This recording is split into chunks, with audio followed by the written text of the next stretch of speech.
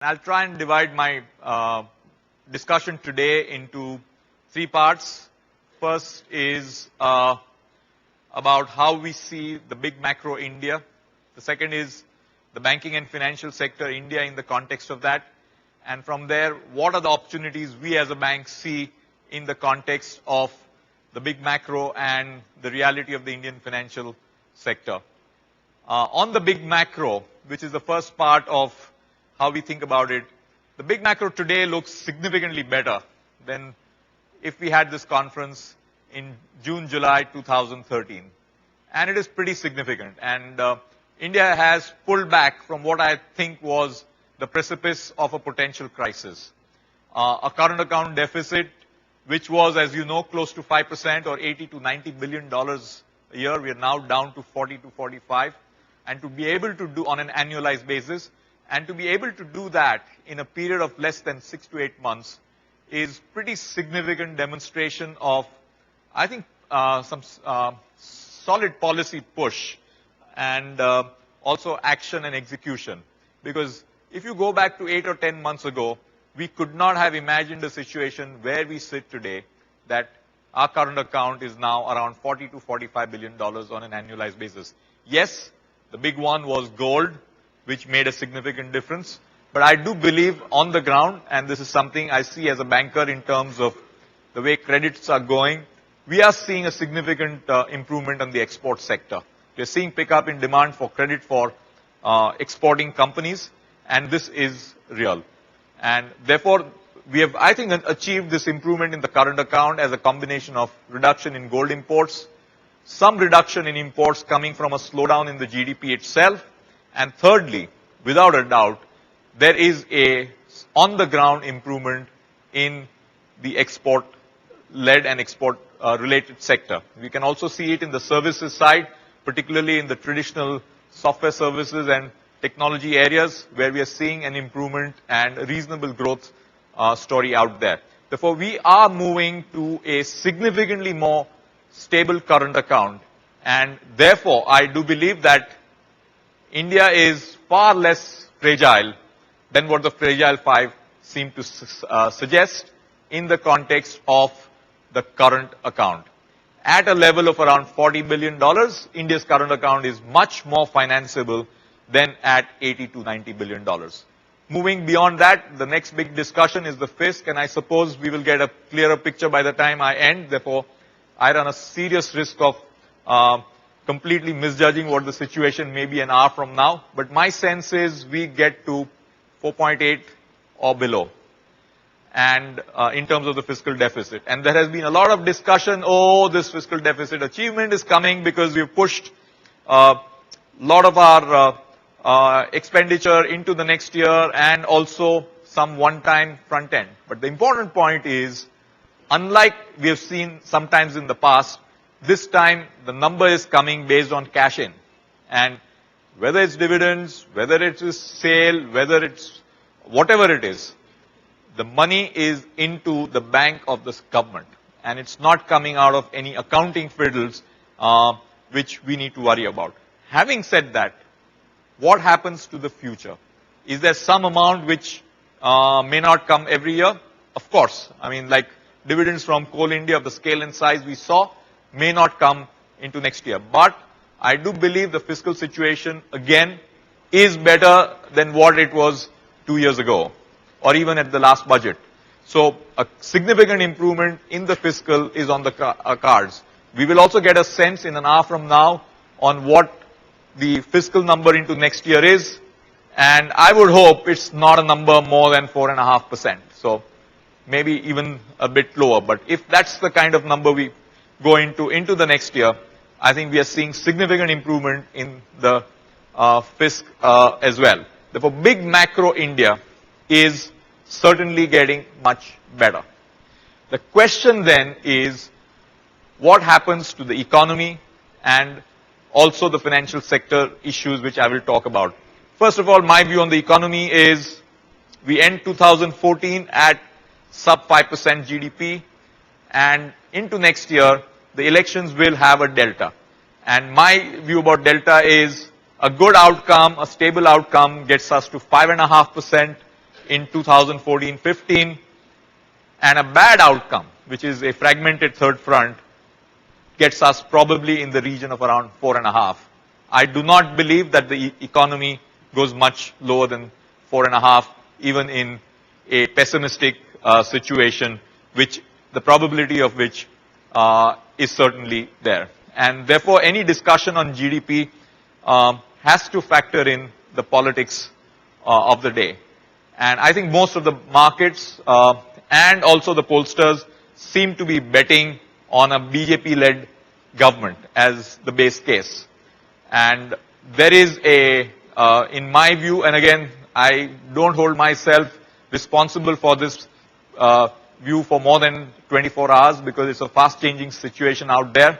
But if I had to be a betting man today, I would bet for a 50% probability of a Modi-led BJP government, a 15% probability of a BJP-led but possibly not a Modi-led government, and a 30 to 35% any other option.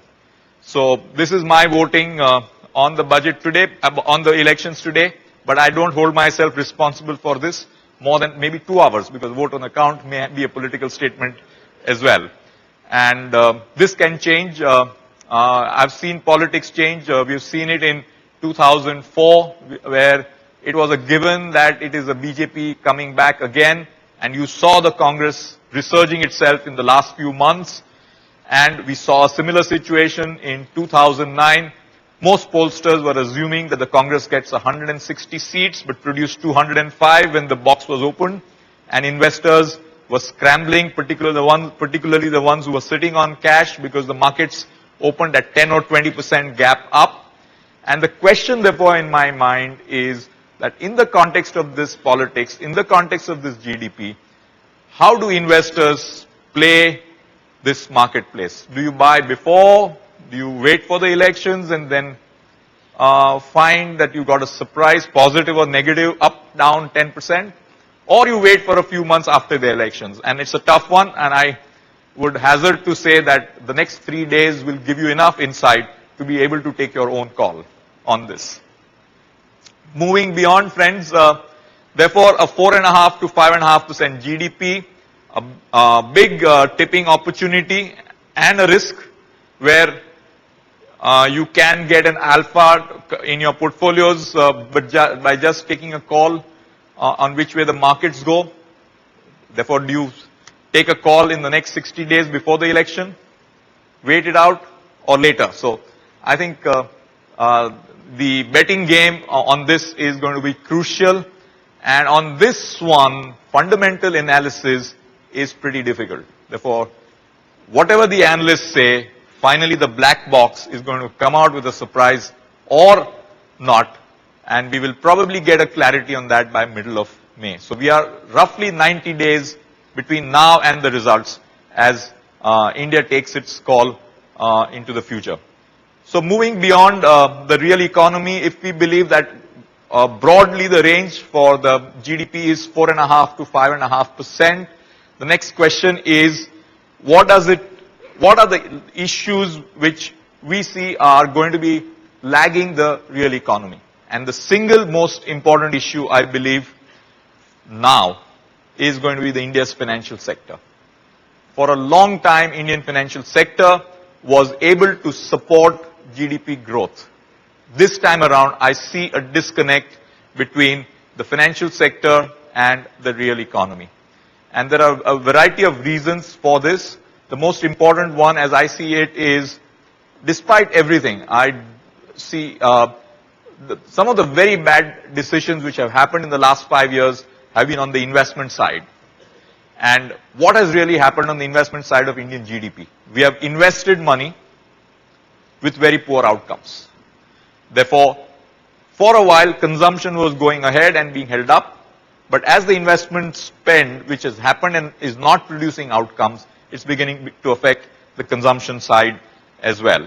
And how has the investment happened? The investment into Indian economy has happened with concentrated bets by a few large business groups in terms of developing the economy between 2007 and 2010. 13. So all these concentrated bets which have happened have been financed with relatively low equity and significantly higher leverage.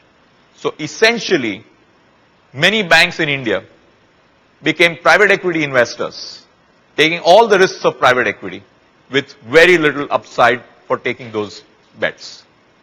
And again, a lot of investment has happened concentrated, with outcomes not being seen to the extent one would expect.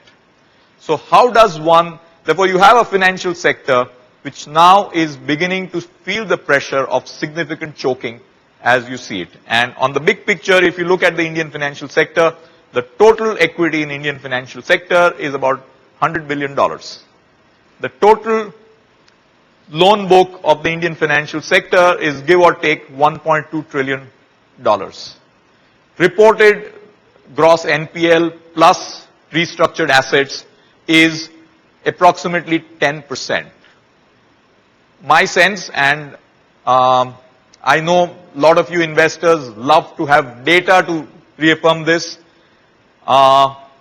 Maybe this is coming a little bit from my understanding of the sector and less data driven because of the nature of this. But my sense is there is another 5% embedded in the balance sheets and off balance sheet items of Indian banks, which is not out there in open. So if you add to the gross number of 10%, another 5% embedded but not reported, you're talking about 15% of the financial sector as the gross stress number on a 1.2 trillion balance sheet. But out of this, I think these are all gross numbers. What has been provided for by banks is about 3% of this in terms of between gross NPA and provisioning. You therefore come down to a number which is 15 minus 3, which is 12% of the financial sector, which is what I would call as stress net of provisioning. 12%, the next one is not all stress is a loss. If there is a half-baked power plant, some of those will get completed, some of those won't. In some cases, the equity owner is running negative equity. In some cases, it's a cyclical issue. And in some cases, the promoter is wanting the banks to also take a haircut, even if it is positive equity. So you have all kinds of situations. And if I was, taking a call, my sense is about 40% of this net number of 12% is what the banking sector will have to take a provisioning in some shape or form over the next 3 odd years. So at 40% of 12%, you're talking of approximately 5% of the loan book as what is net bad. And that comes to a number of $60 billion on a banking capital which is about $100 billion. Therefore, I believe this is something which the Indian financial sector will have to grapple with. And here, as you may be aware, 75% of Indian financial sector is the state-owned banks. And probably 80% plus of the stress, maybe 85. Therefore, bulk of these recapitalization needs are going to be in the state-owned banks. That does not mean private sector will not have its challenges. Private sector will have its challenges. But you are coming to a point where one of the important agendas on the new government's platform, on its plate, whether it likes it or not, is future of public sector banks. And this will have to be tackled head on as one of the first priorities of any new government. And a total recapitalization, if we take for the state-owned banks at somewhere around $50 billion, it's a huge number. I do not believe that the Indian fisc can support it, and therefore we will come to the rubber hitting the road in terms of state ownership of Indian public sector banks. And if you go back to the former finance minister, Yashwant Sinha, in 2002, I think, he had put up a proposal of bringing down state ownership to 33% from 51%. Therefore, one of the things which I think if we have to reform the Indian financial sector, we will have to take a call on is future of state-owned banks. And how do you let these banks get to a situation where ownership of the state is below 51%? Politically extremely difficult, and that is where the mandate of the new government will be critical. But in the absence of finding a solution to capitalization of state-owned banks, the financial sector in India will lag the real economy. And that brings me to private sector banks, because this is the reality of having to address a 80% of the financial sector issue head on.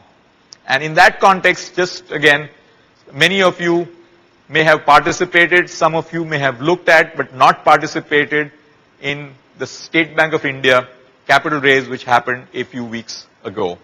And we have to ask ourselves the tough question that if India's largest bank found it a challenge to raise capital of the size which it wanted from the public markets, and which I think is a minuscule fraction of the total capital the sector will need, and a bank which is 15% of India's financial sector, how is India going to finance $50 to $60 billion needed for recapitalization of the financial sector to support an economy which, even if it has to grow at 6.5, will need significant support of a vibrant and a strong financial sector. And it's a tough one. My sense is the only answer is broad-basing ownership in public sector banks. And to assume that new banks will come in and take a 80 or 75% of the financial sector in the next 3 years is living in cuckoo land. New banks will make a difference of maybe 0.5 or 1% of the total sector, but it does not move the needle to where we need to go. So in this context, I think, first of all, there is going to be extremely muddy waters. When you hear about a state-owned bank not being allowed to lend more than $2 million in loans, I've never heard this in my life earlier. I mean, that a public sector bank not allowed to lend more than $2 million. And knowing that there are a few others coming, the key question from the private sector point of view is going to be capacity.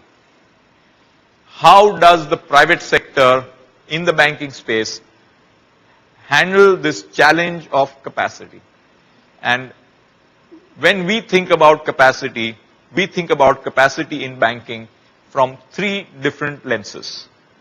The first lens, and I think critically the most important lens in any sector which runs 10 or 12 times leverage, is capacity to manage risk. And I'm talking about real capacity to manage risk.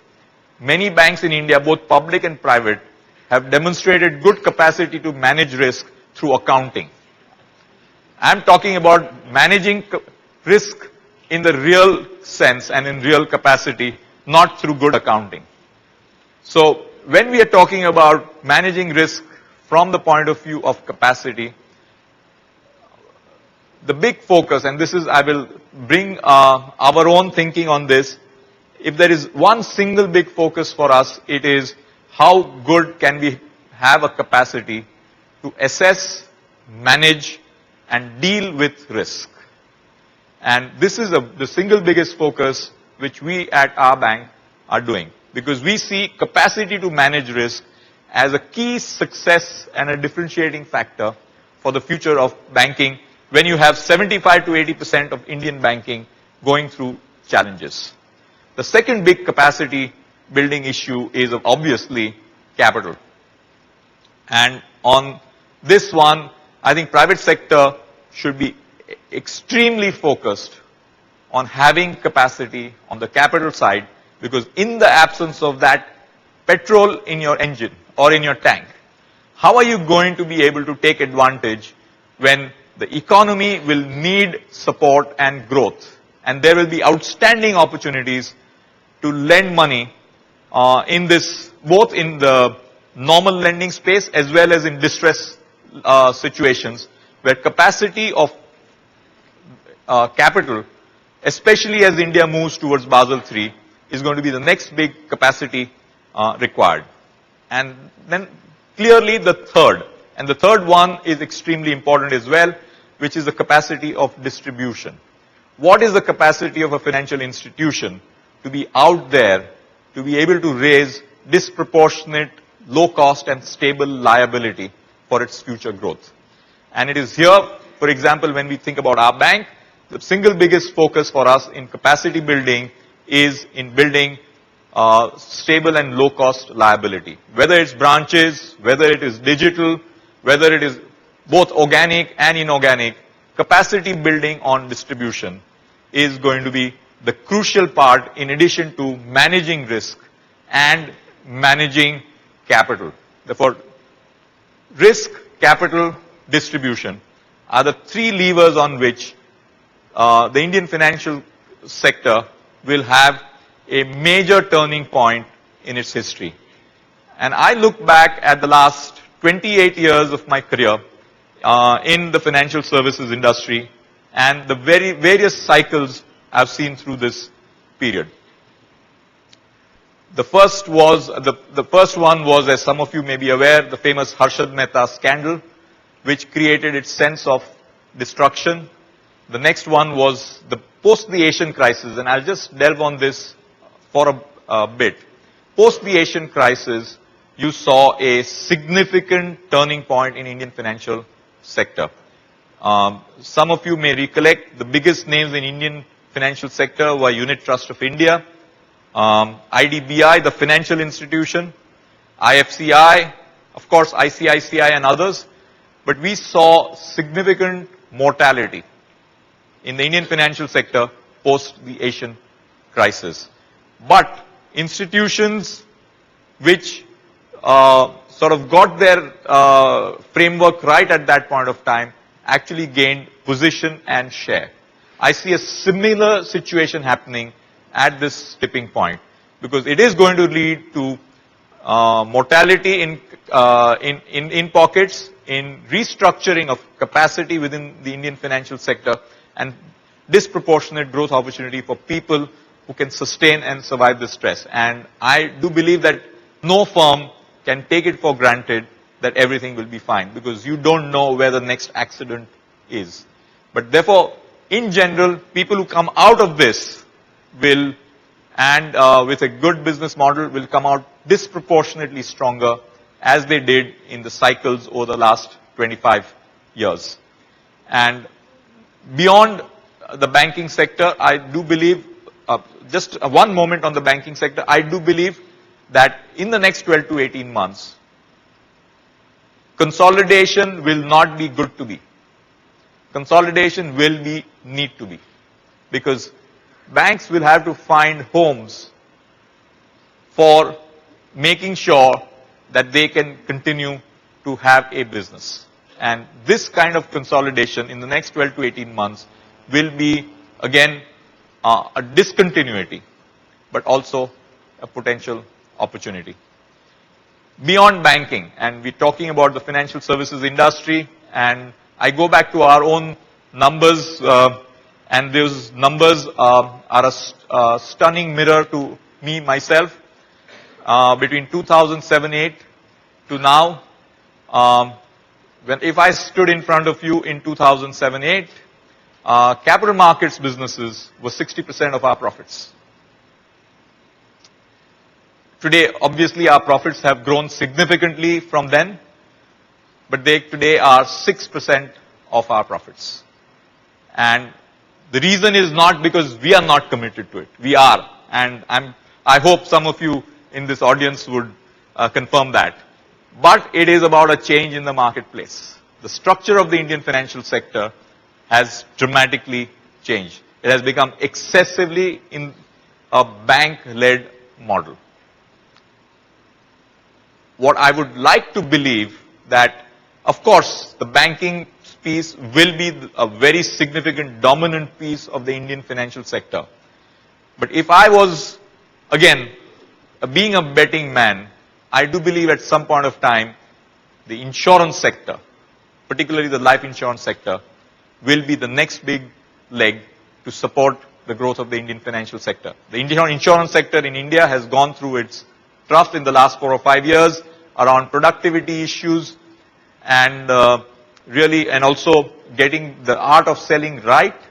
But if I had to look at the next 5 to 7 years, in addition to banking being the core of Indian financial sector, it has to be the insurance sector, particularly the life insurance sector. And we at our firm are looking at the opportunity from that lens, and we will continue to be committed to capital markets, asset management, life insurance and banking. But if I had to give the sequence from the point of view of the sector, we are committed to all four, but from the point of view of the sector, financial sector, India, I would say banking and life insurance will be the two dominant themes of Indian finance in the next 5 years.